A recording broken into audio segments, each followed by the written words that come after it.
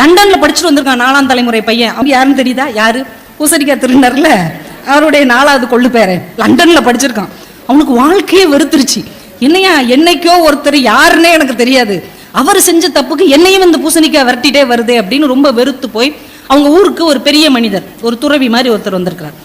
அவர்கிட்ட போய் இவன் கேட்டிருக்கான், இதுல இருந்து எப்படி தப்பிக்கிறது அப்படின்னு. உடனே அந்த பெரியவர் சொல்லியிருக்கிறாரு, டெய்லி ஒரு 10 பேருக்கு சாப்பாடு போட முடியுமா இலவசமா? 50 பேருக்கு சாப்பாடு போடுறேன், தாராளமா போடுறோம், வசதி இருக்கு. சரி, இன்னையில இருந்து ஒரு 50-60 பேருக்கு மத்தியான சாப்பாடு இலவசமா போடு அப்படின்ட்டார். உடனே இவர் ஊரை கூட்டி எல்லாரும் மத்தியானம் நம்ம வீட்டில் வந்து சாப்பிட்டுருங்க, டெய்லி சாப்பாடு 50 பேருக்கு, ஆதரவு இல்லாதவங்களுக்கு, அனாதைகளுக்கு, ஏழைகளுக்கு இலவச சாப்பாடுன்ட்டார். டெய்லி அவங்க வீட்டில் மத்தியானம் 50 பேர் 60 பேர் எல்லாம் போய் சாப்பிட்டுட்டு இருக்காங்க. 10 நாள் தான் ஆயிருக்கு, 10 நாள் தான். அதுக்கப்புறம் அவங்க வீடு என்ன சொல்லியிருக்காங்க, டெய்லி சோறு போடுவாங்களங்க, அவங்க வீட்டுக்கு பின்னாடி தான் எங்க பெரியப்பா இருக்காரு, எங்க டெய்லி வந்தவங்களுக்குலாம் சாப்பாடு போடுவாங்களா, நாங்களாம் அங்கே தான் சாப்பிடுவோம், மத்தியானம் சாப்பாடு பக்கத்தில் தானே இருக்கிறோம், அதுக்கு எதுக்கு தான் அந்த பெட்டி கடை இருக்கு, டெய்லி